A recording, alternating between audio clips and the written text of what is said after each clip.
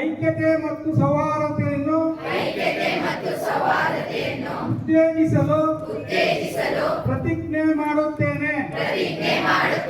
ನಾನು ಜಾತಿ ಪ್ರದೇಶ ಧರ್ಮ ಅಥವಾ ಭಾಷೆಯ ಭೇದವಿಲ್ಲದೆ